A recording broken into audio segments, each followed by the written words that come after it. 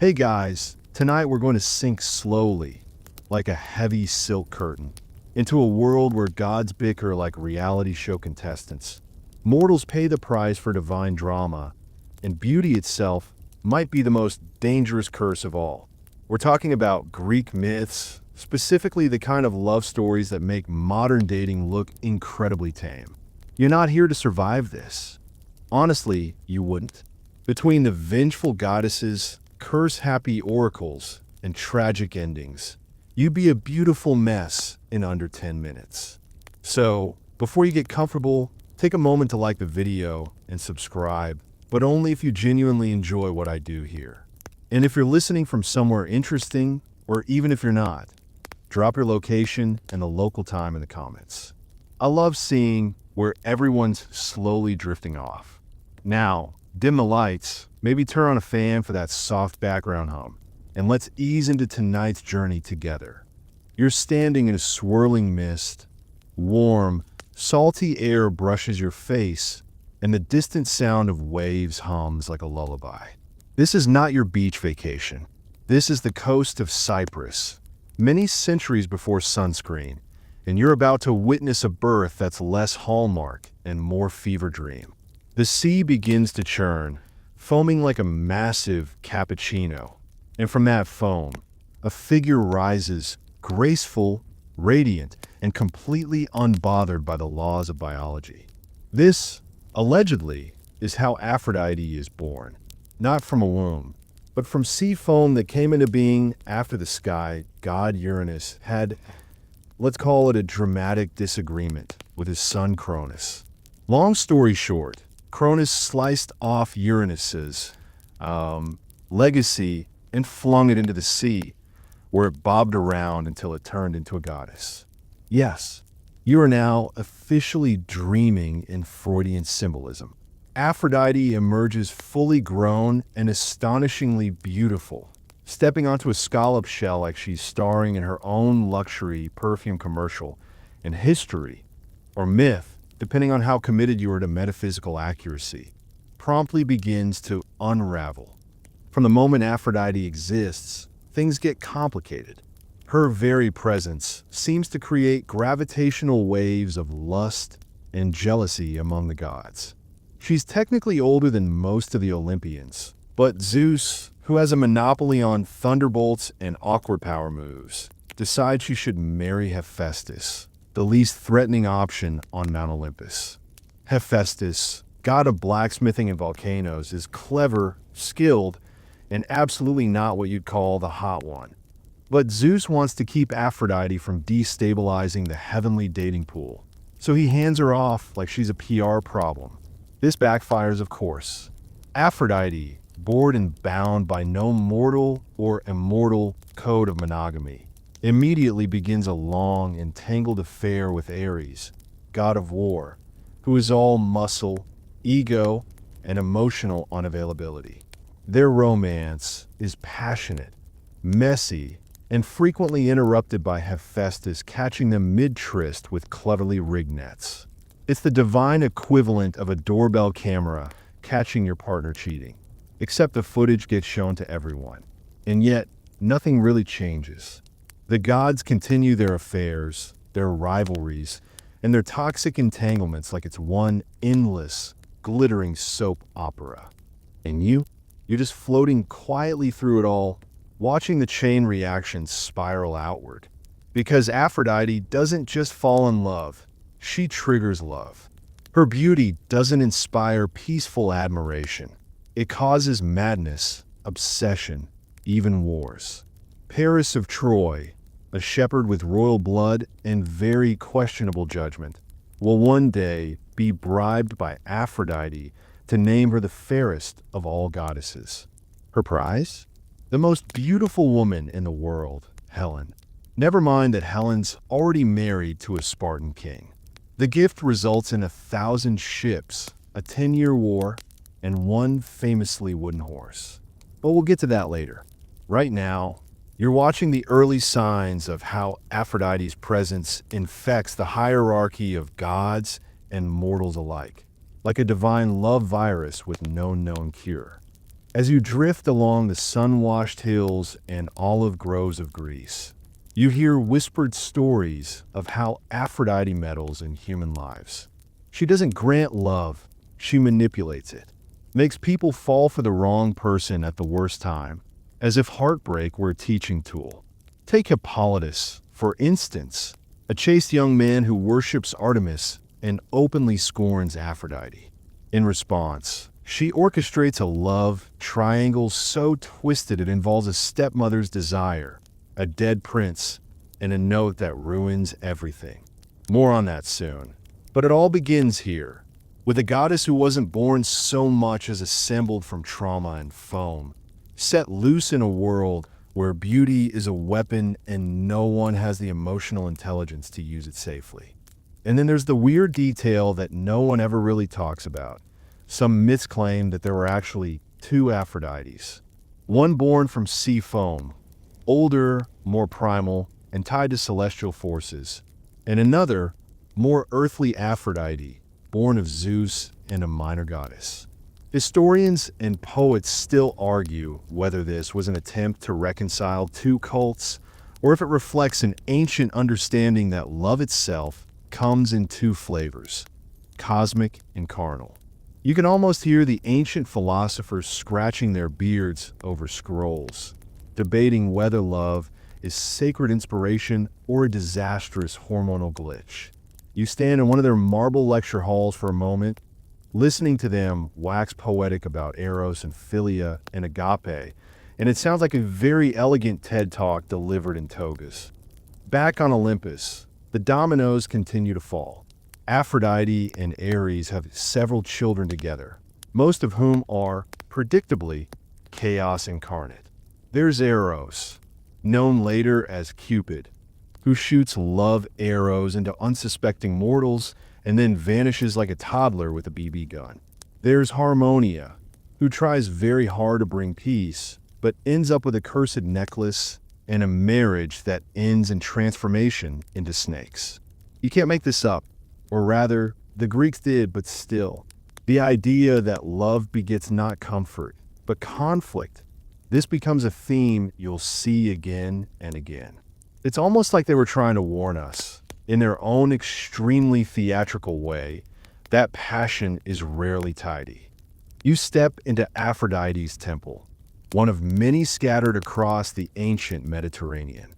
It smells of incense and honey and old stone. The walls are covered in carvings of lovers, some embracing, others turning to dust or feathers or sea foam. You run your fingers across the weathered marble and feel, somehow, that every romance here is unfinished. Every touch, every glance, frozen in time just before something terrible happens. You notice a small basin of water near the altar, reflective and calm. You lean in, and for a moment, you don't see your own reflection, but a tapestry of others. Narcissus leaning too close, Echo watching him silently, Helen running from her wedding bed, Psyche stumbling through darkness with a lamp in her hand. The water shimmers, then fades. You're back in your own skin, standing in the temple of the goddess who began it all. Aphrodite remains elusive. Sometimes she helps lovers, sometimes she destroys them. In some stories, she's tender, guiding Psyche through trials or mourning the death of her mortal favorite, Adonis. In others, she's petty and cruel, punishing women who dare to claim beauty for themselves. She is love without rules, volatile, enchanting, and deeply inconvenient. And you? You walk away from her story knowing that no god is more capable of shaping human fate than the one who turns glances into obsessions and longing into legends. Aphrodite was never just about beauty. She was about what beauty does to people. And in the myths that follow, you'll see exactly how far those ripples travel. The air grows cooler as you drift forward, leaving behind the sunlight and perfume-drenched temples of Aphrodite's chaotic world. You pass through tall reeds and willow groves, where the breeze carries a tune, faint, fragile, impossibly sad. A melody that doesn't just fill the air, but seems to tug at it, drawing the wind, the trees, even your breath into its mournful rhythm. You follow it, of course. You cannot. The music pulls you along like a soft leash, down winding forest paths and past sleeping shepherds, until at last you find him, Orpheus. He's seated on a mossy stone, lyre in hand, fingers moving with a kind of weary grace. He doesn't look up, doesn't need to. The music already knows you're here. His notes drip like dew into the silence, and the earth itself seems to hush in reverence. You sit quietly nearby, not because anyone tells you to, but because you feel that to speak would be rude, like sneezing during a funeral or texting during a wedding vow. Orpheus doesn't just play music. He is music. His songs tell stories older than memory, older than the gods. And tonight, as stars blink on above the branches, he plays the one story he can't stop telling, the story of Eurydice. Their love, as most tragic love stories go, was intense and inconvenient. Orpheus, the son of a muse and possibly Apollo, was basically genetically engineered to be poetic and emotionally unavailable. Eurydice was a dryad, or a mortal depending on the version, with a voice like running water and a laugh that made bees change direction mid-flight. The two met, fell in love, and in a rare moment of Greek mythic optimism, got married. And for a brief moment, brief being the key word here, it was good. Simple even. But then came the snake. There's always a snake. Eurydice wandered into the wrong patch of grass, maybe running from something, maybe running toward it, and a venomous bite ended the honeymoon before the cake had even been sliced. Her death, like her life, was quiet, but the silence it left behind in Orpheus was deafening. Grief doesn't look good on him. It bleeds into his music, turning his songs into dirges so powerful even the gods shift uncomfortably in their thrones. Birds fall silent, rivers pause midstream, trees lean in, aching. And eventually, so does the underworld. You feel it too, the way his sorrow opens something in the world, a kind of tear in the fabric of life and death. Most mortals accept death as a final door. Orpheus, being Orpheus, writes a song that unlocks it. And so, with nothing more than his lyre and a voice that makes grown heroes weep, he descends into the underworld to get her back. You follow close behind, your footsteps making no sound. The entrance to the underworld is not marked by fire or skulls. It's just there, a cave half swallowed by moss, or a crevice in the side of a forgotten hill. No signs, no warnings, just a darkness that feels like it's watching you back. Inside, everything smells of stone and cold. The air gets heavier, not with heat, but with stillness, as if time has taken a nap. Shades drift past you, translucent and murmuring. Some remember their names. Most do not. You begin to notice there's no real walking here. You're being pulled, slowly, steadily downward. Orpheus plays as he goes, his fingers steady even as his heart hammers out of sync.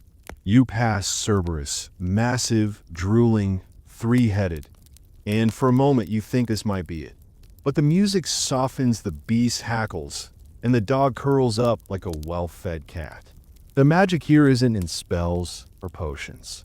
It's in feeling, woven so deeply into the notes that even death listens. At last, you reach Hades and Persephone, two halves of a marriage made from shadows and compromise. They sit on matching obsidian thrones, motionless but not without interest. Orpheus doesn't bow. He sings one long, aching song about love lost too soon, about days cut short and rooms that echo with a name no one dares say aloud. Even Hades, ruler of this realm, leans forward just slightly. Persephone's hand tightens around the edge of her throne. Maybe she remembers what it's like to be taken. Maybe she remembers what it's like to want to go back. Maybe, in that moment, She simply sees herself in the story. Either way, the verdict comes. He can take her. Eurydice can leave. But, and there's always a but, in Greek myths, he must not look back at her until they both reach the upper world. Simple instructions. You'd think. But love and fear aren't good at following directions. Orpheus walks. Eurydice follows. You see only her shadow at first, trailing like smoke behind him, and you can almost hear her whisper his name. The tunnel back is steep and narrow, and the silence between them is suffocating. He can't see her. He can't hear her. He must believe. And belief, especially when love is involved, is slippery. A single thought can ruin everything. Is she still there? Did the gods trick him? What if he's alone again? You feel the tension build inside him like a string wound too tight. Each step closer to the surface makes it worse. You want to scream, don't do it. Don't look, just wait. But love doesn't wait well. He looks. In that split second, as light from the living world brushes the edge of the cave, he turns, and she's there. Real. Whole. Almost. Her eyes meet his. You can practically see the hope rise between them like a bird taking flight. And then, as quickly as it came, it shatters. Eurydice is pulled backward into darkness. Her expression not angry or sad, just surprised. Like someone who's been caught in the middle of a dream. Orpheus reaches for her, but it's too late. He's alone again, this time really alone, because the gods do not offer second chances. They barely offer first ones. He stumbles out of the cave, the light blinding, cruel in its brightness. The world is loud again, birds calling, leaves rustling, life returning. But he doesn't seem to hear any of it. His music, once warm and alive, becomes quieter, more distant. He plays still, but the melodies twist around a hollow center. People hear his songs and weep, but they do not understand that the saddest part isn't the loss. It's the almost. Almost saved her. Almost made it. Almost had one more chance. The tragedy isn't just that he lost her. It's that he knew better and did it anyway. Historians and storytellers still argue about the meaning of this myth. Was it a cautionary tale about patience, about trust, or was it simply a poetic reflection on how humans are beautifully, tragically wired to hope, even when they shouldn't? Some versions claim Orpheus swore off women entirely afterward, choosing only the company of boys or solitude, depending on the telling. Others say he wandered until he was torn apart by Maenads, followers of Dionysus, because he refused to sing their gods' praises. Either way, Orpheus's end is as lonely as his music. A man too full of feeling for the world he lived in, too honest for the gods, and too human to let go. You leave the forest path in silence, the music echoing behind you.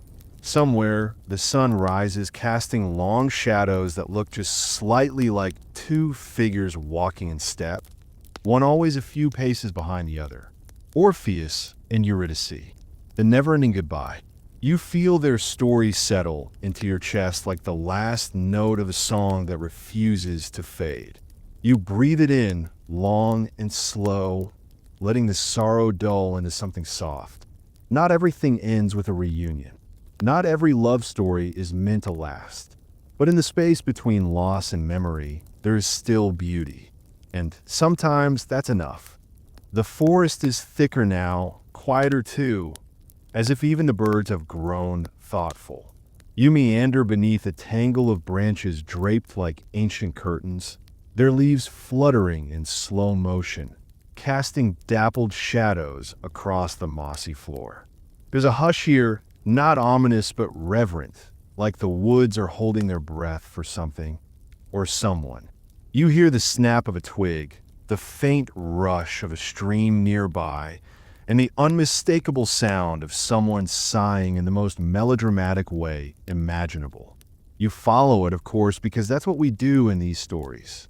You follow the sighs, and soon enough, you find him, Narcissus, draped across a bed of soft ferns like he's in a Renaissance painting no one commissioned. He's resting one impossibly sculpted cheek on his palm, staring mournfully into a pool of water like it owes him something. You half expect him to start whispering Shakespearean sonnets to his own reflection. His tunic is artfully disheveled, his hair tousled just enough to look accidental, but obviously isn't. He is, to put it simply, the kind of attractive that would ruin group dynamics in any social circle. The kind of beautiful that makes people instantly suspicious or weirdly competitive. And unfortunately for him, and for a few unlucky nymphs, he knows it. The thing about Narcissus is he didn't start off as a cautionary tale. He was just a really, really good-looking guy, like Olympian calendar level. His mom, a nymph named Liriope, was warned early on that her son would live a long life, provided he never knows himself, which is Greek prophecy speak for don't let him become self-aware or things will get weird fast. Naturally, no one knew what that meant until it was too late. So he grows up, unaware of his own perilous hotness, and everywhere he goes, people swoon. Men, women, immortals, woodland creatures. Everyone wants a piece of him, and he in turn wants absolutely none of it. It's not even arrogance at first, just boredom. He dismisses affection the way some people ignore spam emails, politely, but with a sense of mild annoyance. You watch as yet another lovesick nymph hides behind a tree, clutching her chest, hoping this time he might smile at her, might look her way and see her, really see her. Spoiler alert, he doesn't. One of those nymphs is Echo, and her story is heartbreak wrapped in frustration. Cursed by Hera for talking too much, because Greek goddesses are petty with a capital P, Echo is doomed to only repeat the last word spoken to her, which makes flirting with Narcissus tricky. Imagine trying to confess your love and only being able to repeat, "Go away," or "I'm not interested" back at him. The poor girl is caught in a nightmare loop of one-sided conversations and unrequited love. You watch her trail after him, repeating the final syllables of his indifference, until she fades away entirely, her voice becoming nothing but echoes bouncing off canyon walls and cave ceilings. That's right. The next time you shout into a cavern and hear yourself answer back, you can thank a heartbroken nymph and one disinterested man with excellent bone structure. Narcissus doesn't mourn her. He barely notices, and the forest, which once seemed vibrant and curious, starts to feel colder, lonelier, like it's tired of playing host to his tragic little ego opera. Now here's where things start to get weird. Narcissus, wandering alone and entirely unbothered, eventually stumbles upon a perfectly still pool of water. You arrive just in time to see him kneel beside it, his breath catching in his throat. He sees the reflection, his own of course, but doesn't recognize it as such. He sees beauty, not just any beauty, but the kind that strikes him dumb, floods his chest with longing, and convinces him, in a matter of heartbeats, that he has finally found his soulmate. Historians, philosophers, and armchair psychologists still debate whether this moment was meant as a metaphor for self-obsession or just a divine punishment with a flair for irony. Was he cursed by Nemesis, the goddess of retribution, for rejecting too many suitors? Was it simply fate catching up with him? No one knows for sure, but what is known is this.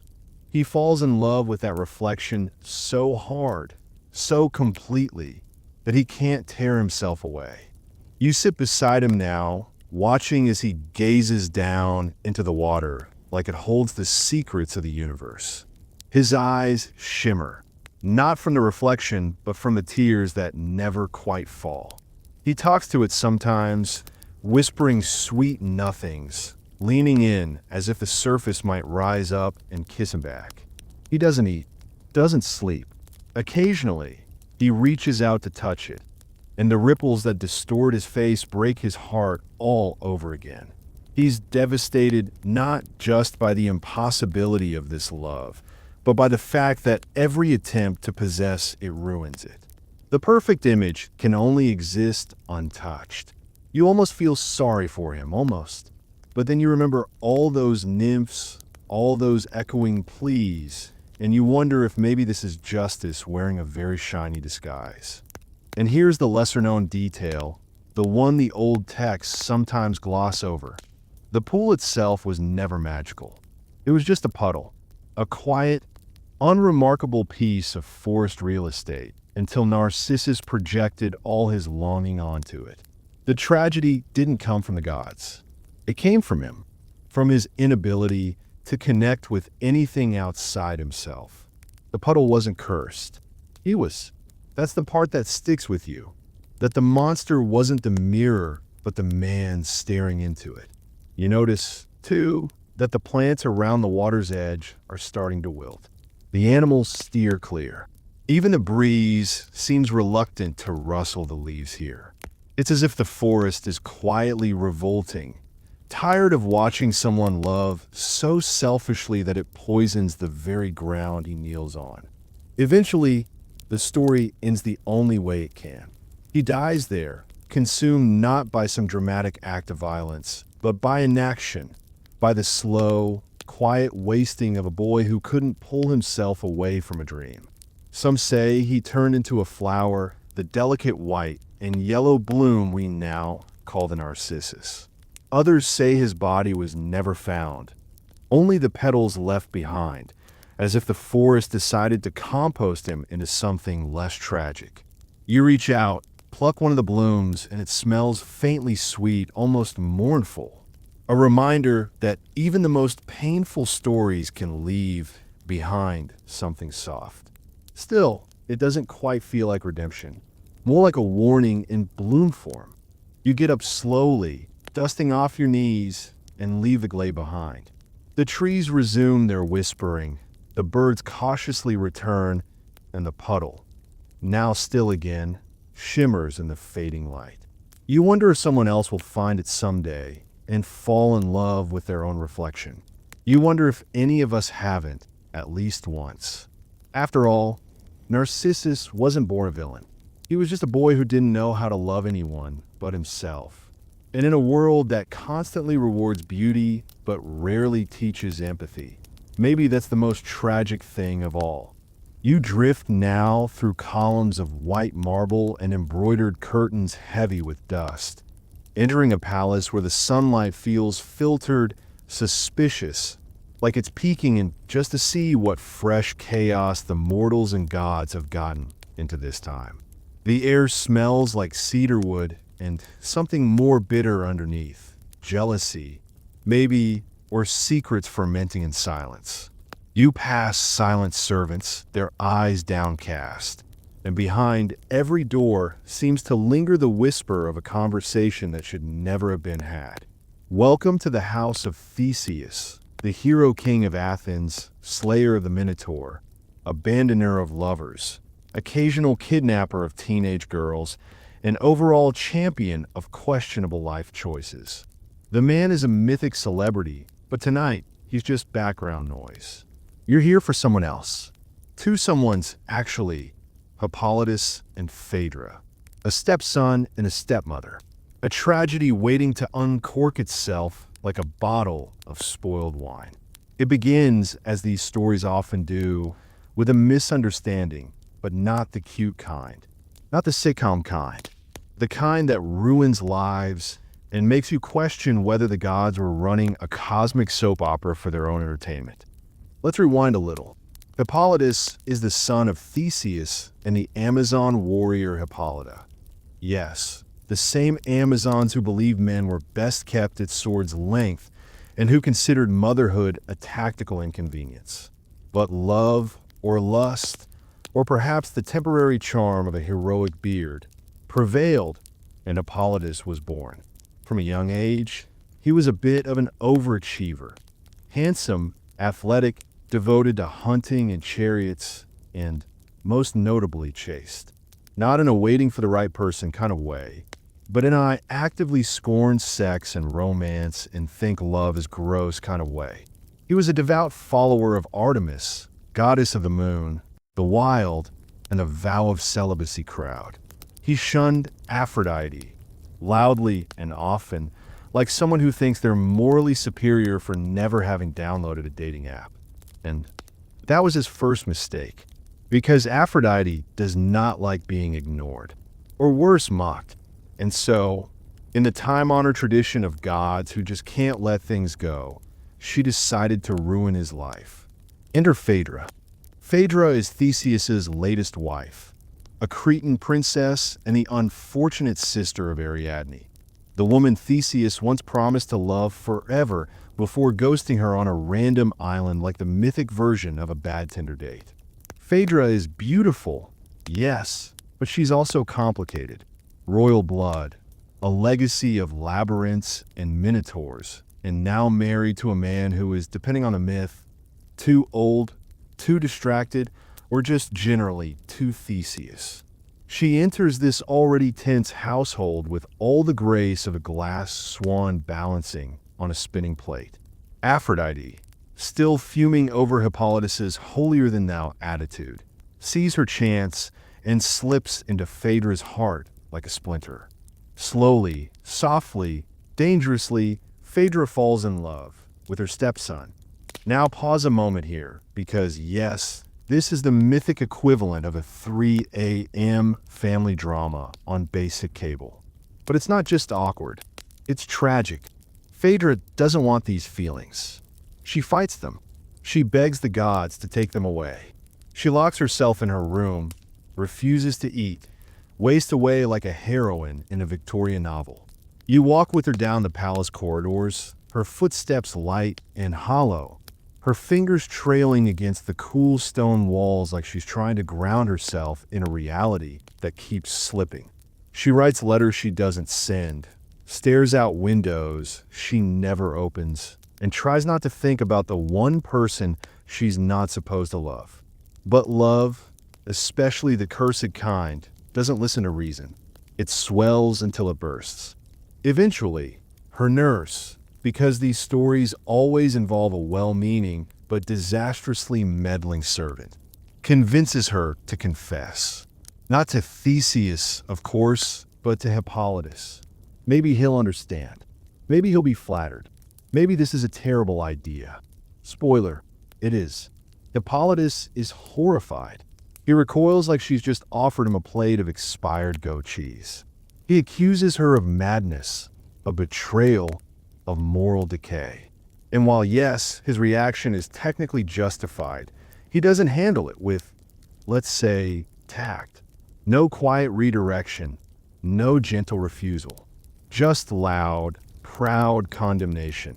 The kind that echoes off palace walls and leaves reputations bruised beyond repair. Phaedra is devastated, humiliated, and she realizes two things. One, she's never going to have what she wants. And two, she can still burn the house down on her way out. So she writes a letter, a suicide note, a lie. In it, she claims Hippolytus assaulted her, that he tried to defile her, that she took her life to escape shame. Then she hangs herself, leaving her body and her story behind like a trap made of silk. You find her chambers cold and quiet, the note folded neatly beside her bed, the room smelling faintly of oil and rosewater. Theseus returns, conveniently late, of course, and finds the body of his wife and the words that damn his son. He doesn't ask questions. He doesn't investigate. Grief and rage blur into action, and he curses Hippolytus using one of the 3 magical wishes gifted to him by Poseidon. Yes, that Poseidon, oceanic mood ring and part-time grudge holder. Theseus asks for his son's death, and Poseidon delivers. The next day, Hippolytus rides out in his chariot along the sea cliffs. You follow at a distance, the wind whistling low and sad between the rocks. The horses grow restless. The waves below churn. And then, without warning, a sea monster, vague, tentacled, gloriously over the top, erupts from the surf, spooking the horses. The chariot crashes, metal twisted like discarded jewelry, and Hippolytus is thrown, broken and bloodied, onto the shore. You find him there, barely breathing, eyes clouded with disbelief. Not because he's dying, but because it's happening this way. Because he knows, in his final moments, that the truth died with Phaedra, and that no one, not his father, not the gods, not even Artemis, will save him now. Eventually, Artemis shows up, late and angry, like a protective older sister who missed the phone call. She reveals the truth to Theseus, tells him of Aphrodite's interference, of Phaedra's struggle, of a lie that cost a life. Theseus, shattered, collapses beside his son's body, but the damage is done. Hippolytus is gone. Phaedra is gone, and Aphrodite, somewhere far above, likely feels nothing at all. Perhaps a twinge of satisfaction. Perhaps nothing more than a sigh of boredom as she turns her attention to the next mortal who dares defy her. Historians still debate whether this myth was meant as a warning against lust, pride, the perils of silence, or all three. Some versions suggest Hippolytus was resurrected and whisked away to Italy under a new name, where he lived out his days as a forest god with a fan club of virgins. But that version feels like someone trying to put a band-aid on a broken vase. As you leave the palace, the halls are quiet again, but not peaceful. The air hums with what could have been said, what should have been said, and what never was. You wonder how many tragedies begin not with action, but with inaction, a feeling ignored, a truth left unsaid, a choice postponed until it's too late. In the distance, a sea breeze stirs the curtains, and the scent of rosewater lingers like a ghost that never learned how to leave. The forest is still tonight, not in the eerie, haunted kind of way, but in that blanket of soft moss kind of way, where each pine needle seems to hush its neighbor and every rock nestles into the earth like it's been sleeping for 100 years. You step carefully along a winding path, flanked by trees so tall they might as well be trying to eavesdrop on Olympus itself. The air here is cool, pine-scented, thick with stories. And among these ancient trunks and beds of fallen needles, you'll meet Echo, though you'll mostly be hearing your own voice in return. See, Echo was a nymph. One of those talkative, flitting creatures the gods like to chase or curse depending on their mood. Echo, in particular, had a gift, or maybe a curse from the start. She could speak beautifully. She was charming, clever, fast with a joke, and faster with a tale. Her voice could calm storms and start them too. She could keep your attention like a favorite lullaby. And that's exactly what got her into trouble, because she used her lovely, lyrical chatter to help Zeus sneak around behind Hera's back. Every time Hera came looking for her wayward husband, Echo would distract her with tales and giggles and long-winded anecdotes about nothing. It worked like a dream until it didn't. Hera eventually caught on, because if anyone's going to sense a pattern, it's the goddess of suspicious wives. And when she did, she didn't take it out on Zeus because obviously that would make too much sense. No, she cursed Echo, not in a violent, thunderous way, but with a petty cruelty that lingers. From that day forward, Echo could only repeat the last word someone else said. No original speech, no arguments, no declarations of love or opinions on dinner. Just echoes. And so, poor Echo wandered the forests, robbed of her voice, invisible to conversation, and increasingly swallowed by silence, until she met him. Narcissus. Ah, yes, Narcissus. Possibly the most handsome mortal ever to walk beneath the canopy, if you believe the myths. And honestly, he probably did. His hair gleamed like it had been carved from dark honey. His cheekbones could have sliced ambrosia, and his eyes reflected back the kind of smug perfection usually reserved for marble statues or Instagram filters. People fell for him left and right. Nymphs, mortals, possibly a few confused deer. But Narcissus cared for none of them. He didn't want affection, or worse, vulnerability. He just wanted to be admired, worshipped from a distance like some limited edition sculpture you're not allowed to touch. So naturally, when Echo first saw him striding through the woods one day, she fell in love instantly. He was everything she longed for: beautiful, vibrant, and capable of speaking in more than repeating phrases. She followed him at a distance, longing to say something, anything, but trapped by her cursed voice.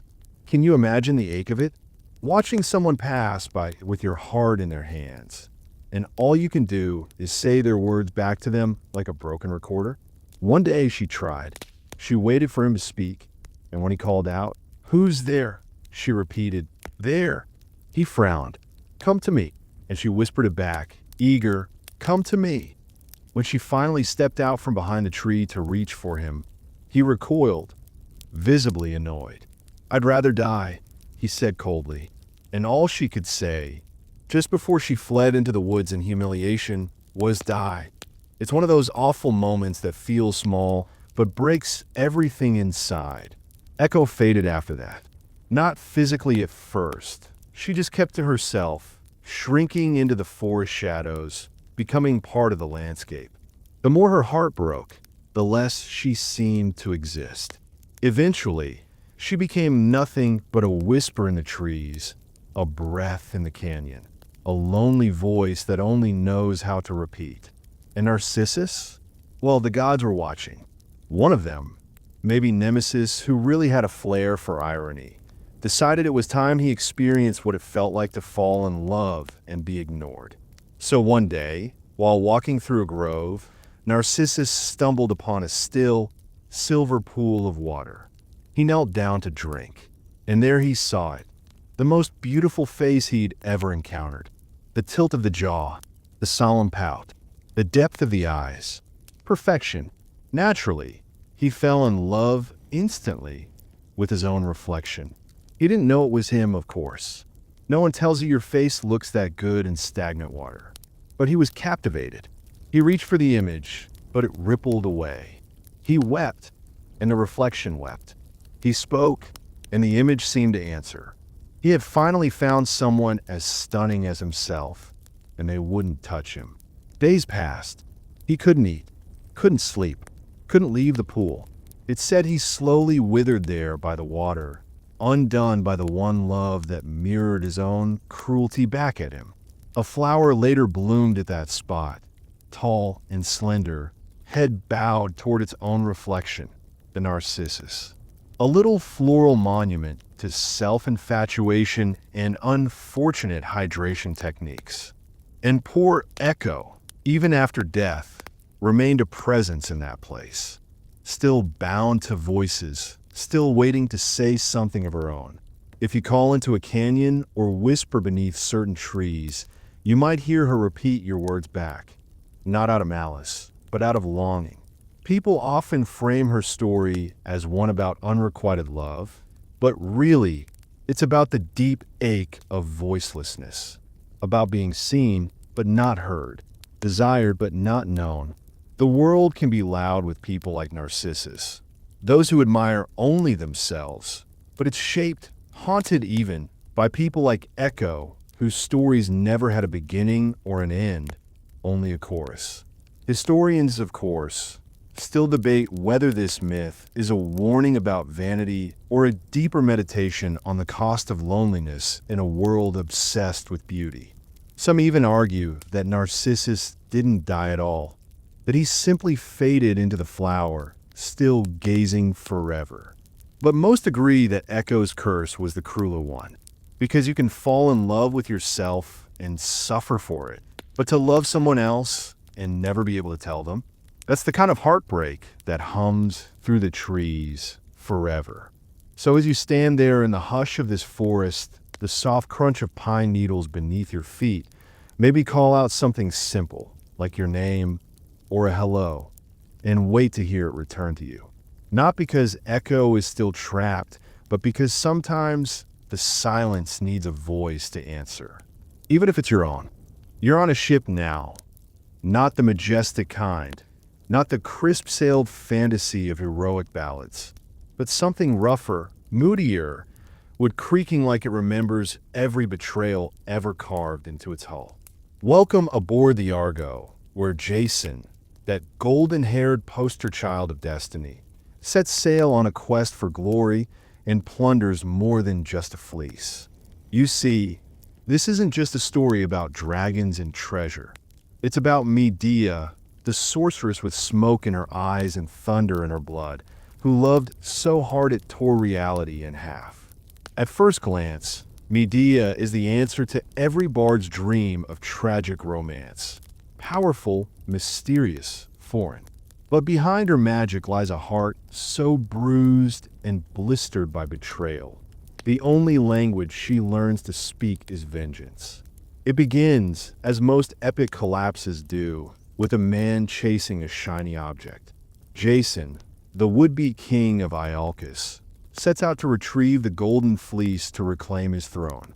To succeed, he needs to survive a kingdom of impossible tasks, deadly monsters, and one fiery sorceress. Medea, daughter of King Hades of Colchis, granddaughter of Helios, and a priestess who doesn't just know dark magic, she is dark magic. When Medea first sees Jason, it's not love, it's a spell. Aphrodite, ever the meddler, slips desire into her chest like a hot coal. Jason glows golden, not just with ambition, but with a kind of recklessness that people mistake for charm. And Medea, who has spent her life surrounded by power, but isolated from tenderness, burns for him. She betrays everything for him: her kingdom, her father, her gods. She helps him tame fire-breathing bulls and lull a sleepless dragon so he can steal the fleece like a bedtime story gone rogue. When they flee, it's not a quiet exit, it's bloody. Her brother, little Absurdus, ends up hacked to pieces and scattered into the sea to stall her father's pursuit. It's the kind of love that asks, "What are you willing to destroy for me?" And Medea, heartbreakingly, answers, "Everything." They travel together like a curse in motion, from Colchis to Iolcus, where Jason hopes to claim his crown. But surprise, politics is messy, especially when your new fiancé shows up with a murder resume. The local king, Peleus, doesn't want to step aside. So Medea, always one step ahead and 10 shades darker, convinces his daughters to dismember him in the belief that she can magically reassemble him younger. Spoiler, she cannot. Jason gets his revenge, but not his crown. They're exiled again, this time to Corinth. And this is where the rot sets in. Years pass. They have children. Medea tries to fit into the tidy mold of domestic life, but gods and guilt don't forget. Jason, growing older and more politically hungry, sees a new opportunity: marry the Corinthian princess, Glossy. She's younger, royal, and doesn't come with a body count. To Jason, it's just strategy. To Medea, it's a thunderclap of betrayal. He tells her, with the calm audacity only a man with a hero complex can muster, that it's for the good of their children, that she should understand that it's nothing personal. But Medea didn't cross oceans and carve up her past for nothing personal. Her love was absolute, and now so is her rage. What follows is not a tantrum, it's orchestration. Medea doesn't scream, she plots. She sends Glossy a wedding gift, a beautiful dress laced with poison. The princess slips it on, and it fuses to her skin, burning her alive. Her father, trying to save her, dies in the flames too. But even this isn't enough for Medea, not really. Because Jason didn't just leave her, he made her small, irrelevant. So, in the most harrowing act of her mythology, she kills her own children. Not because she doesn't love them, but because she refuses to let Jason use them as pawns in his clean new life. She chooses to destroy the future rather than watch it be rewritten without her. Jason, devastated, left cradling grief in an empty house, is ruined. Medea escapes in a chariot drawn by dragons. Because when your love story ends in fire and blood, you don't walk away, you ascend. Over time, people have tried to make sense of Medea. Villain or victim, witch or warrior, monster or mother. But the truth is she's all of them. She's what happens when love turns into a weapon and devotion becomes a noose. Hers is not a cautionary tale about bad women. It's a prophecy about what happens when power, love, and betrayal collide in someone who refuses to be forgotten. Medea's story pulses with uncomfortable truths. That passion can rot into vengeance. That women pushed to the margins might choose fire over forgiveness. And that not all betrayals are survived quietly. So here you are, drifting on this creaky ship across dark waters, having seen what heroes' charm and a woman's fury can create, and what they can't undo. The sea carries stories, and Medea's is still lapping at the shore, warning anyone who listens that the most dangerous love isn't the one that starts with magic, but the one that ends with it. You arrive at a wedding, lavish, golden, wine flowing like rivers, guests dripping in silks, lyres plucking melodies meant to stitch harmony into the night. But if there's one rule in Greek myth, it's that weddings invite disaster, especially when the gods show up.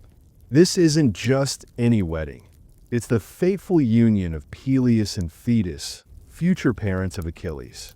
The guest list includes the who's who of Olympus: Hera, Athena, Aphrodite, but not Eris, goddess of discord. She doesn't take the snub well. With a petty grin sharper than any sword, Eris tosses a golden apple into the crowd, inscribed with 3 devastating words: to the fairest. Suddenly, paradise becomes battlefield. Hera promises power, Athena offers wisdom, and Aphrodite leans in with a whisper about the most beautiful woman in the world. That whisper lands in the ears of a Trojan prince named Paris, whose decision would not only curse him, but drag thousands into war and reduce cities to ash. Paris picks Aphrodite. In return, she gives him Helen of Sparta, Helen the beautiful, Helen the doomed, Helen whose face, they say, launched 1,000 ships. But Helen wasn't just beautiful. She was infamous. The daughter of Zeus and Leda. Her origin story involves Zeus transforming into a swan and seducing, or assaulting, Leda, depending on which version you believe. Born from an egg, raised in splendor, Helen grows into the kind of beauty that unhinges empires. She's already married to Menelaus, king of Sparta, a match more political than passionate, and she's not exactly thrilled about it. When Paris arrives, young, foreign, charming in the way disaster often is, Helen doesn't just go with him. Depending on the version, she's either seduced, kidnapped, or willingly walks away from her old life, leaving behind a daughter and a husband, setting the fuse for a generational inferno. What happens next isn't just a marital scandal. It's a divine meltdown projected onto the mortal stage. Menelaus, humiliated, calls on every Greek prince and warlord who once swore to protect Helen's marriage.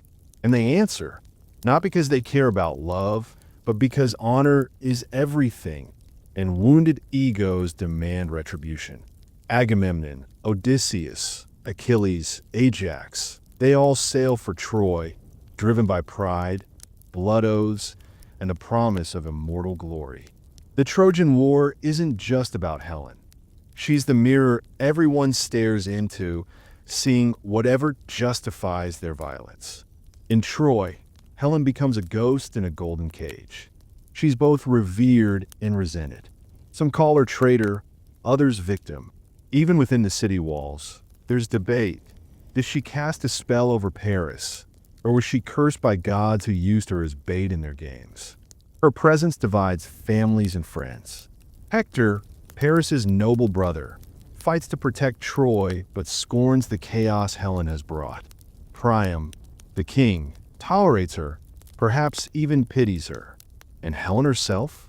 Some stories say she regrets everything, standing atop towers watching armies bleed for her smile. Others say she doesn't regret enough. As the war stretches into years, Helen remains a symbol more than a person, an excuse, a scapegoat, a legend whose beauty was less a blessing than a burden. The gods, as ever, fan the flames. Athena switches sides.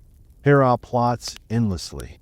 Aphrodite keeps Helen and Paris together, a divine leash disguised as desire. And meanwhile, warriors die in droves. Achilles slaughters Hector. Odysseus concocts tricks. And eventually, the Greeks crawl inside a wooden horse and set the stage for one final betrayal. When Troy falls, it burns in slow, terrible silence. Priam is butchered, Paris is dead, and Helen, astonishingly, survives. Menelaus finds her, perhaps ready to strike her down, but her beauty still works its curse. He brings her back to Sparta, bloodied and victorious, like nothing ever happened. It's unclear whether he forgives her or simply reclaims her. Either way, Helen returns not as a queen, but as myth incarnate. Woman as war, woman as prize, woman as ruin. But Helen's story doesn't end with Troy. In some versions, she fades into obscurity. In others, she becomes immortal, ascending to Olympus with a kind of divine amnesia. There are tales where she's worshipped as a goddess of beauty, and others where she's cursed to haunt the afterlife. Some say she never even went to Troy at all, that a phantom Helen was conjured by the gods while the real one waited in Egypt, untouched, a cosmic decoy. That version speaks to how the Greeks couldn't decide if Helen was a person or a problem. Was she to blame for the war, or merely the excuse everyone needed? The truth, like Helen herself, slips between clarity and illusion. Her story is a kaleidoscope of contradictions, adored and reviled, passive and powerful, lost and found. She's a reminder that mythology isn't about heroes and villains. It's about what we choose to remember and who we choose to blame. Even now, you can feel the echo of her presence. In stories where beauty is weaponized, where women are symbols before their people, where gods meddle and mortals pay the price. Helen didn't burn Troy. She didn't command ships or raise swords. But she was the spark in a powder keg that had been waiting for a reason to ignite. You leave the ruins of that Spartan wedding party, the scent of rose and smoke still clinging to your skin. You've seen what happens when desire becomes prophecy and when gods pick favorites. Helen of Troy wasn't just a homewrecker. She was a mirror the world cracked itself against. You find yourself at the edge of the cosmos, where Mount Olympus meets mortal fate, and what begins as an innocent wedding spirals into one of the most fatal beauty contests in mythological history. It all starts with a golden apple, shimmering, perfect, a fruit forged not from sweetness but spite. Eris, the goddess of discord, wasn't invited to the wedding of Peleus and Thetis, a slight she took personally. So she did what she does best, sowed chaos. Her apple bore a simple inscription, to the fairest, a declaration that detonated like a curse. 3 goddesses, Hera, Athena, and Aphrodite, each claimed the apple as rightfully theirs, and none were willing to yield. The heavens buzzed with tension. Who could decide among them? Who was foolish or doomed enough to choose a winner from beings who could alter time, mind, and world? The answer came in the form of a Trojan prince named Paris. Young, mortal, and entirely unaware that his judgment would set the world ablaze. Paris wasn't born into peace. His story is one of doom foretold from the cradle. When his mother, Queen Hecuba of Troy, was pregnant, she dreamed of giving birth to a flaming torch, a prophetic omen that her child would bring about Troy's destruction. Terrified, King Priam ordered the newborn to be abandoned on Mount Ida. But fate, as it often does, laughed. A shepherd found the infant, raised him, and Paris grew into a man of remarkable beauty and a disarming gentleness that belied the weight of fate stitched into his soul. He became known for his fairness, his love of music, and most ironically, his sense of justice. So when the gods needed someone to decide who was the fairest, they chose him, an outsider, but bound to Olympus by a string the fates had already knotted. The three goddesses descended before Paris, not in humility, but in splendor. Hera, queen of the gods, regal and commanding, offered Paris dominion over all of Asia if he gave her the apple. A tempting prize, power, throne, and empire. Athena, the goddess of wisdom and war, came next, her armor gleaming like sunlight on steel. She promised him infinite knowledge and victory in every battle, wisdom and glory, the kind that carves names into stone. But it was Aphrodite, soft-spoken and dangerous in her confidence, who sealed the contest with a whisper of passion. She offered Paris the love of the most beautiful woman in the world, Helen of Sparta. She didn't mention the part about Helen already being married to a powerful king, or that Paris's choice would summon 10 years of slaughter, or that the apple in his hand might as well be a dagger pressed into the back of every soldier who'd soon be sent to war. All Paris saw was love. Not real love, perhaps, but the fantasy of it, gilded in promise and divine perfume. He gave Aphrodite the apple, and the fates quietly marked the calendar for destruction. Paris's prize, Helen, was the daughter of Zeus and Leda, raised in luxury and legend. He journeyed to Sparta and, in some versions, seduced her with Aphrodite's help. In others, he simply stole her. Either way, Helen left with him, sailing to Troy under a sky already darkening with the gods' amusement and mankind's fury. The Greeks, led by Helen's husband Menelaus and his brother Agamemnon, launched 1,000 ships in pursuit. Paris, the boy prince who once herded sheep in peace, now stood at the heart of a war he neither controlled nor fully understood. He wasn't a warrior, not like Hector, his brother, or Achilles, his enemy. He was the flame in the lantern, flickering, beautiful, but entirely dependent on the wind around him. As the war raged on, Paris's decision revealed its true weight. He was blamed for everything by his enemies, by his allies, and often by himself. Hector, who fought with unmatched nobility, repeatedly chastised Paris for bringing ruin to their city and family. Paris's love for Helen was no longer the stuff of romantic poetry. It was a stain on his honor. Still, Aphrodite protected him, wrapping him in divine shields when he faltered, plucking him from death when spears sang too close. Even his duel with Menelaus was interrupted by the gods, who whisked him away before a final blow could land. Paris wasn't allowed to be a hero or a martyr, only a symbol, a reminder of what happens when mortals play judge over immortals. Eventually, the tide turned. Troy began to fall. One by one, the city's champions died. Hector, noble and beloved, was dragged behind Achilles' chariot. Priam begged for mercy on his knees. The Trojans were losing, but Paris remained, bound to his fated role. In the final chapters of the war, he did what he was always destined to do: fire an arrow, guided by the god Apollo, that struck Achilles in his only vulnerable spot, his heel. With Achilles dead, the Greeks had lost their greatest warrior. But even that moment of vengeance was empty. Paris's triumphs were never his own. He was a puppet, sometimes worshipped, often hated, but never truly free. Paris's own death came not long after. Wounded in battle, he sought out Oenone, a nymph who had once loved him before Helen, who had healing powers and once begged him never to leave her. But when Paris returned, broken and bleeding, she refused to help.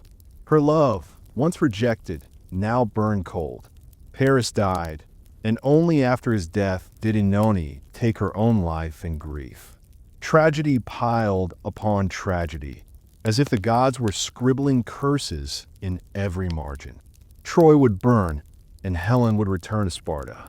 But the apple, oh, the apple, remained the symbol of all of it. A fruit of gold, tempting and simple, yet soaked in implications so devastating they tore nations apart. The tale of Paris and the apple isn't just about divine vanity or mortal weakness. It's about how a single choice, seemingly small, spirals into history's bloodiest consequences. It's about how the gods use mortals as mirrors for their flaws, and how mortals, in turn, make gods of their desires. Paris didn't ask for power. He was given the illusion of agency and the burden of blame. The beauty he chose wasn't just Helen's. It was the idea of an uncomplicated love, of happiness handed down by the divine. But nothing from the gods comes without strings, and Paris's strings were made of steel. He wasn't the cause of the Trojan War. He was its excuse, its symbol, its scapegoat. And through him, the myth teaches us that sometimes the most destructive forces come wrapped in elegance, in gold, in the promise of something better. As you step away from the ghostly mountaintop where Paris made his choice, you realize how fragile everything is, how a single moment, a single decision can fracture worlds. The apple still gleams faintly in your mind's eye, its inscription echoing through time. To the fairest. But who gets to decide what's fair? The gods? The mortals? Or the storytellers who survive to shape the legend? In the end, Paris's tale is a slow-motion avalanche, triggered by pride, sealed by love, and witnessed by a universe that watched and let it happen. You cross a boundary now, not one marked by gates or beasts, but by a quiet chill that slips into your bones and hushes every living thought. You know you're entering the underworld when the air tastes like old stones and whispered regrets, like the remains of fires long dead.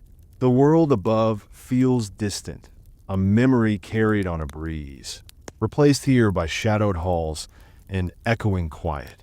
You drift down winding paths where the light never reaches, guided by a narrow stream.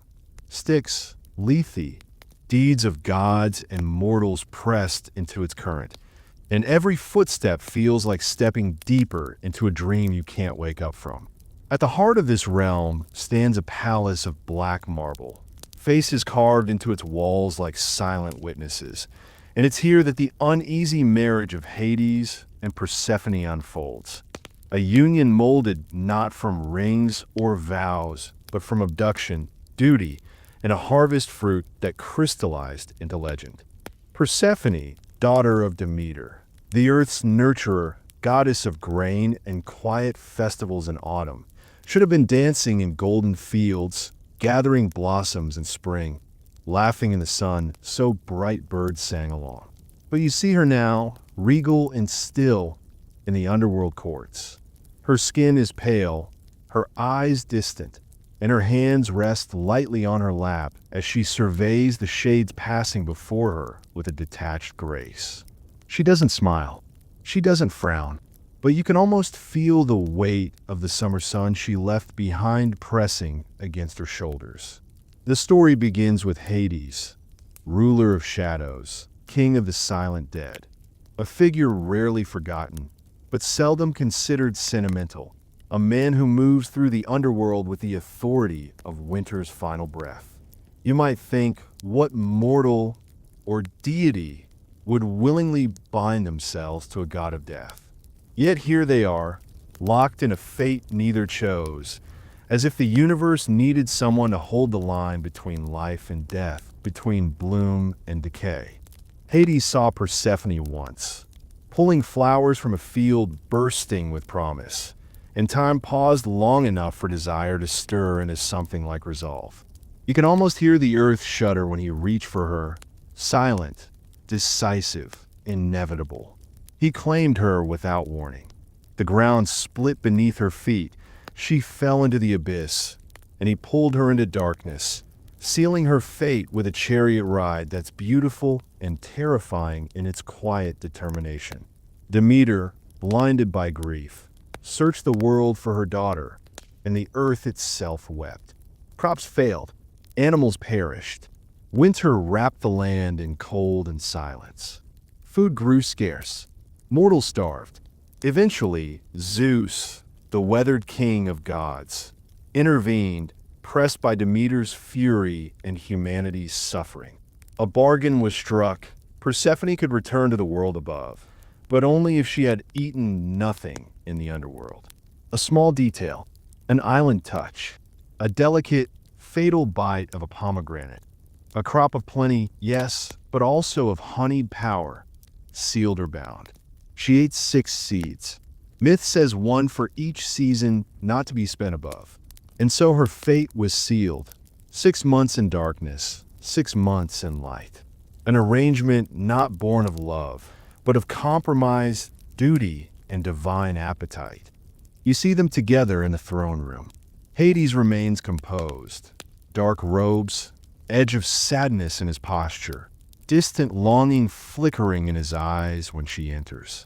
Persephone glides in like a bird leaving its nest, careful, watchful, eyes flashing with a memory of sun-kissed fields. Their marriage is less about affection and more about necessity. A queen who brings seasons to sleep and wake. A king who holds the keys to departure and return. They never laugh. They don't hold hands. But there's a quiet balance, like winter's promise that spring will return, like roots growing deep in soil unseen. In public, she is his queen. In private, she is still the daughter who once skipped through daisies. He offers her power, queen of the dead, guardian of gates, endless twilight. She offers him restraint, warmth, perhaps the only immortality she could truly bestow. The result is far from storybook love, but it holds something else. A survival pact between sun and darkness. A reminder that endings and beginnings are never truly separate. There's a rumor, whispered among the lesser shades, that Hades tried to win Persephone's love in increments. Gifts from the realm of souls, small mercies woven into their evenings, glimpses of respect amid the hush. Other tales insist he never asked for forgiveness, that he simply claimed what he wanted and never learned repentance. You wonder which version is truer, but the forest of memory here is dense with unanswerable questions. Was Persephone healed by time, or trapped in a gilded cage of duty?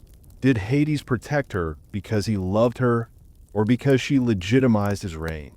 Historians still debate whether this story portrays a marriage of empowerment, an allegory of agricultural cycles, or the consequences of abduction that never fully recede. And perhaps that debate is its intent, to make you feel uneasy about love made from compromise, uneasy about power intertwined with captivity, uneasy about the sweetness hidden in a fruit's flesh that binds you forever. You move through the palace corridors, past silent columns, past torches that gutter in perpetual dusk. Ceremonies mark the passing of harvest and death. Ghosts come to petition Persephone, spare my soul, remember me, let me bloom again in next life. She hears them, but does not speak for herself. And Hades stands by, guardian and judge, a solemn partner in this symphony of whispers. Outside, beside the river Lethe, Persephone sometimes pauses to touch the water, gazing at its rippling surface with an expression that feels like longing, like she's trying to remember what sunlight tastes like on her tongue. The echoes of Earth's fading green tremble in her hands, and you feel that tension cradled in her bones. A queen trapped by her own power, a goddess torn between her birthright and her captivity. Eventually, the cycle turns.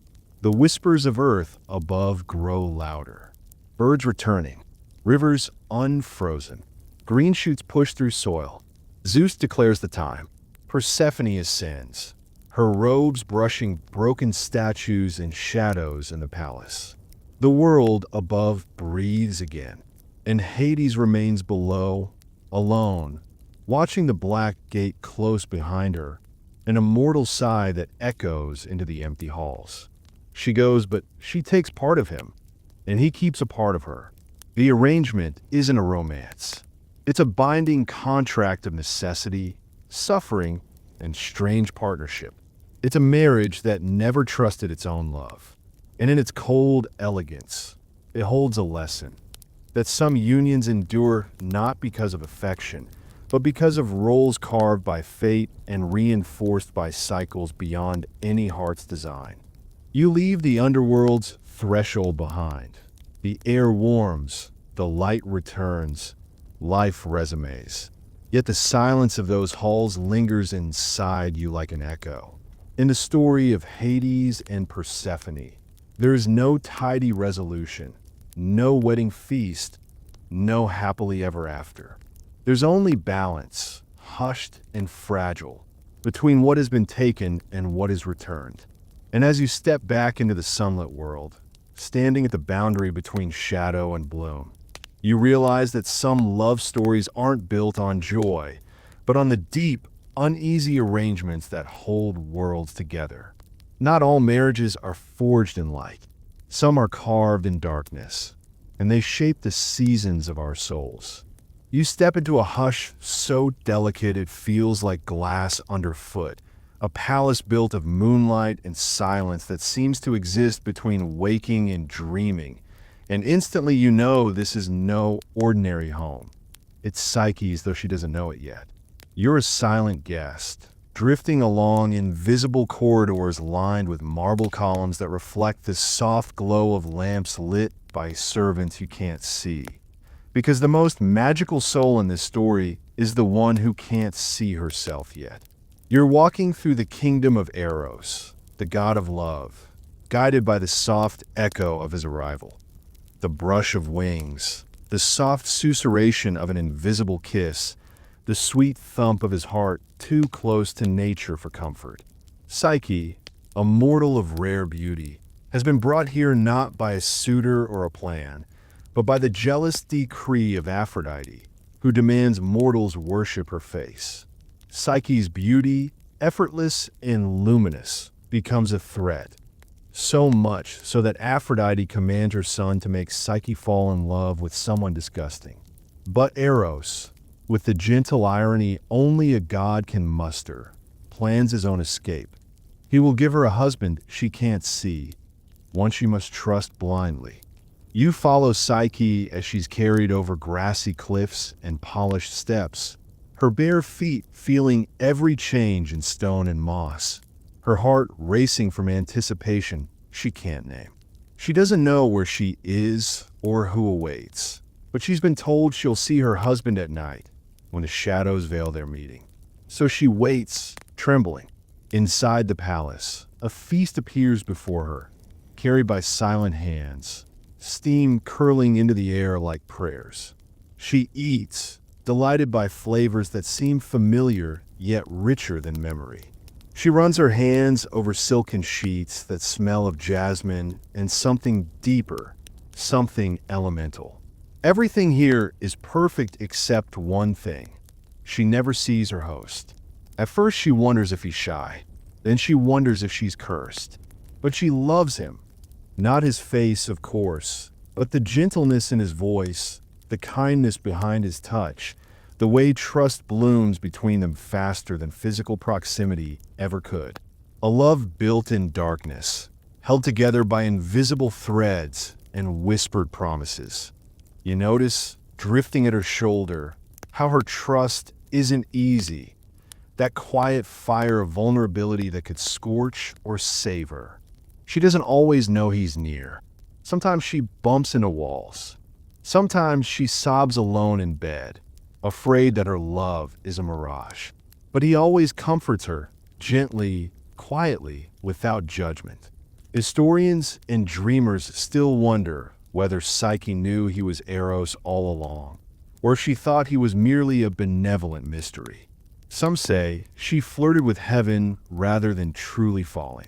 But passion took root anyway, rooted in unseen fidelity. But secrets don't remain hidden forever. Her sisters, driven by jealousy and whispers of doubt, visit her, marveling at her new life, jealous of her unseen splendor. They tear her trust apart, planting seeds of suspicion. Who is he? What if he's a monster? What if he's dangerous? The seeds grow until one night, Psyche, unable to bear the uncertainty, lights a lamp to see her lover. She holds it aloft and gasps at the sight of a winged youth sleeping beside her. Eros himself, fragile as a dew-laden flower. But the moment the lamp's light touches his face, wax drips from the lamp onto his shoulder, waking him. He flees, hurt, betrayed, disappearing into the dawn, his palace vanishing like smoke. Your chest tightens, listening as Psyche chases after him into the waking world, heart pounding, tears burning, desperate to undo what curiosity has destroyed. Eros, stung not just by the wax but by her mistrust, rejects her.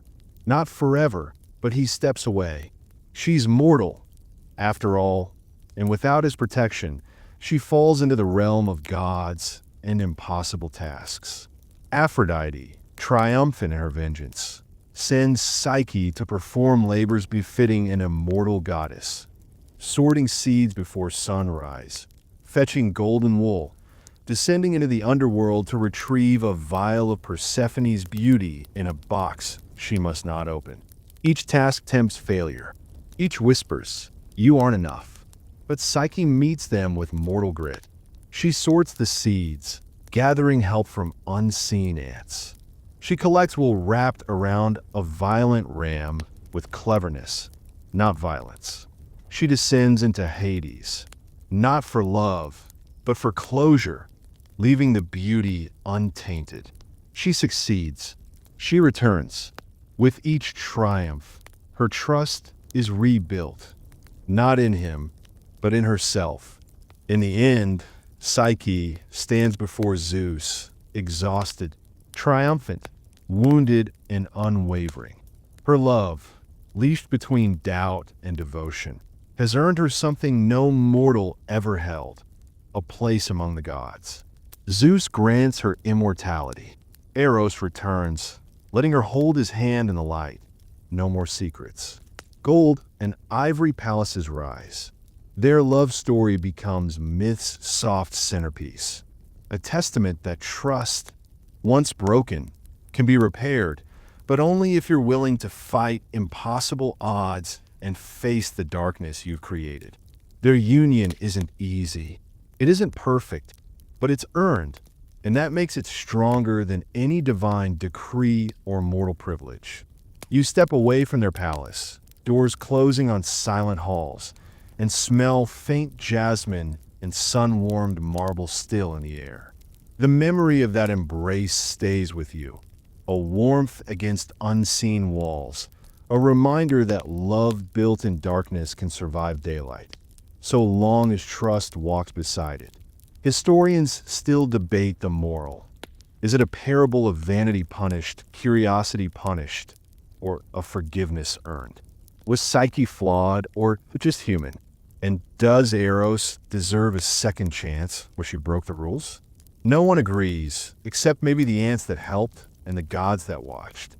And so the story remains, winding like a river in your mind, a lullaby that asks, can we love what we can't see? Can we trust someone without knowing their face? In a quiet end, you think, maybe that's the hardest love of all. You step into a meadow caught between sleep and sun, a ride of daisies and buttercups that dance on a breeze warm enough to tease your skin, but gentle enough to hush your thoughts. Here, the world feels painted, a watercolor where colors blur just at the edges, and every petal shimmers with dew or magic, or maybe both. You wander beside Aphrodite, the goddess whose presence here feels like the sun given form. Warmth radiates from her, not just heat, but the radiance that turns flowers toward their source.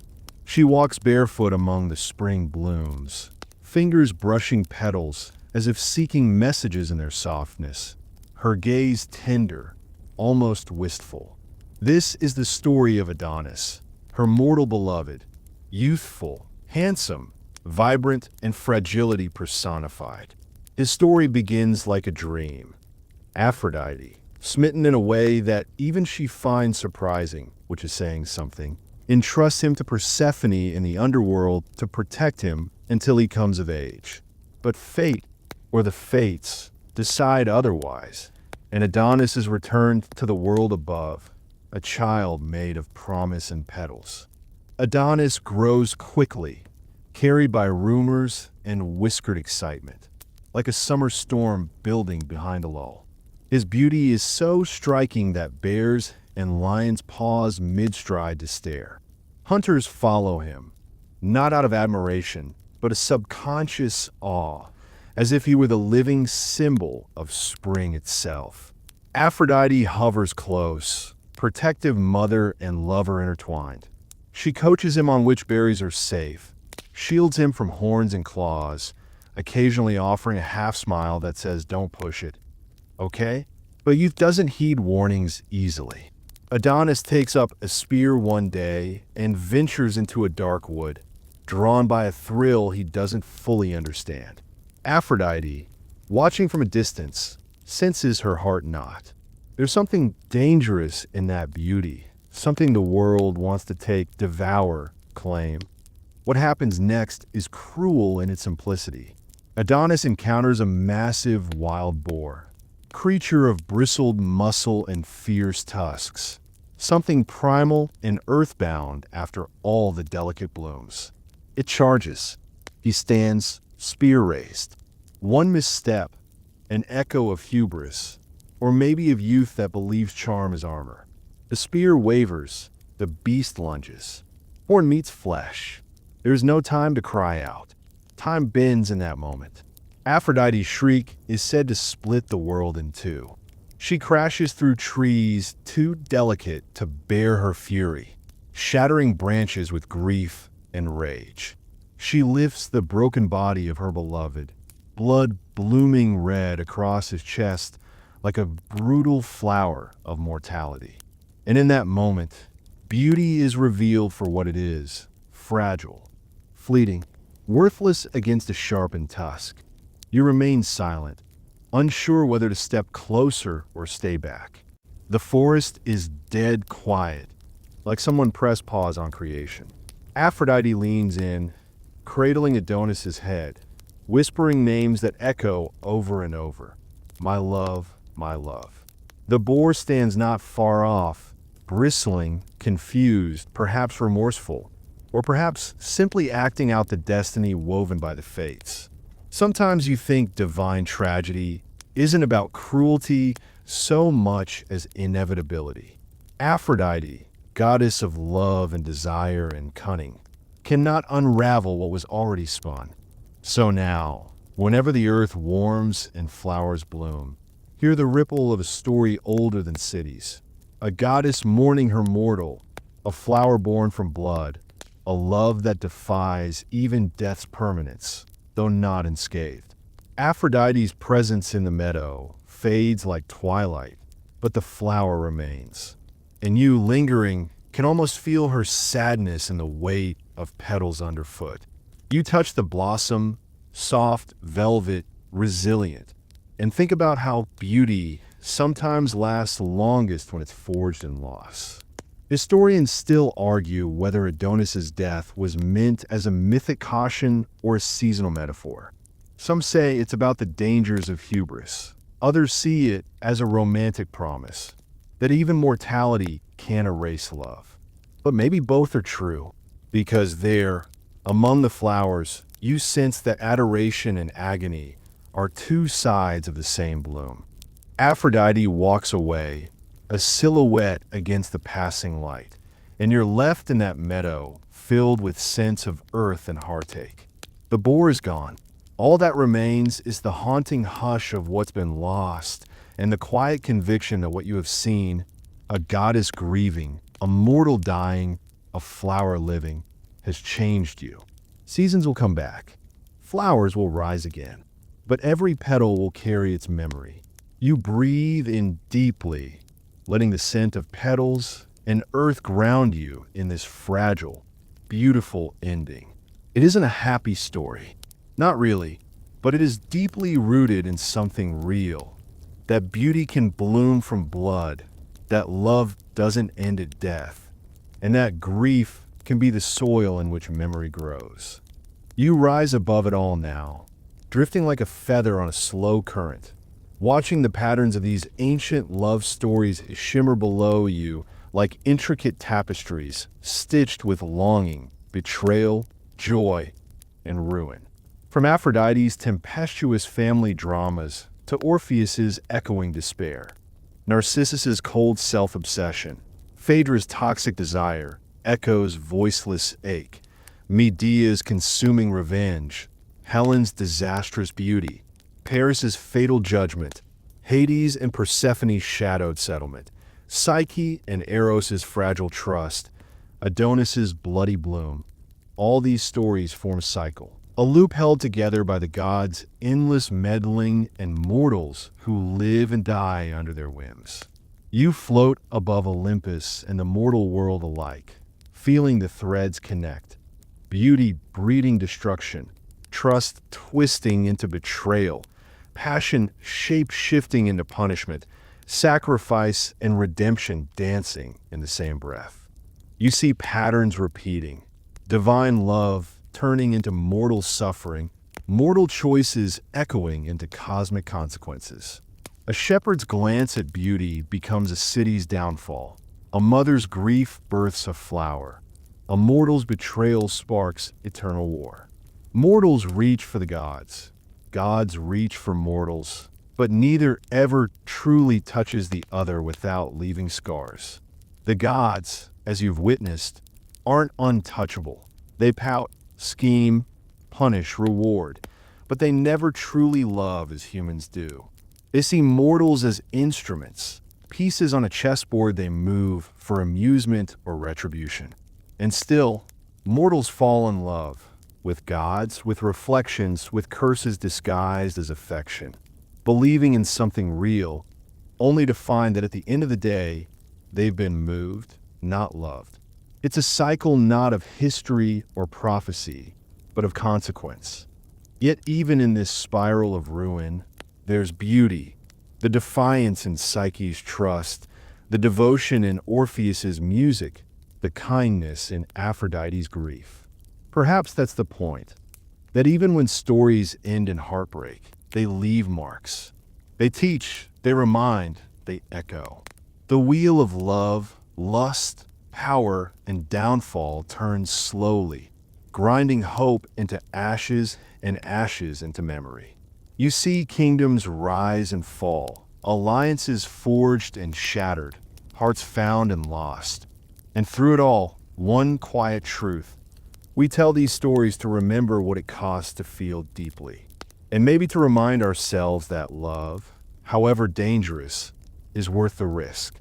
Floating higher now, the edges of the myths blur into each other, forming one grand mosaic of gods who can't resist meddling, of mortals who thought they could play above their station, of beauty that burns faster than hate, of hearts that break and sometimes, stubbornly, keep beating.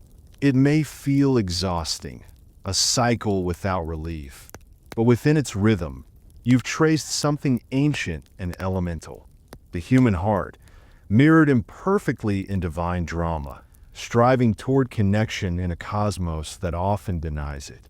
Above it all, you inhale the expanse, the culmination of risk and reward, the weaving of mortal vulnerability and immortal caprice, realizing that even in ruin, love endures. It endures because we remember it, and by remembering, we keep the cycle turning, not out of folly, but out of hope.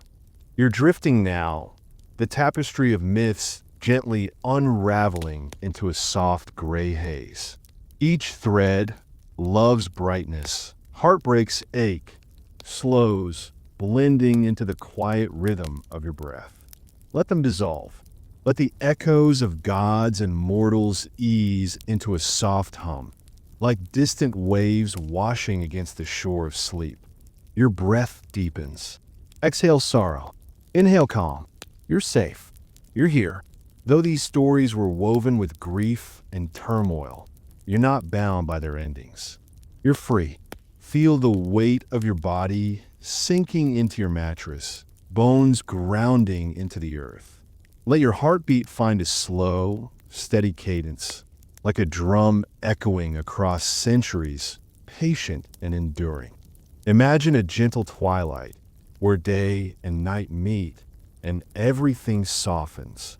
The whirl of drama, the rush of passion, they disappear into quiet sky.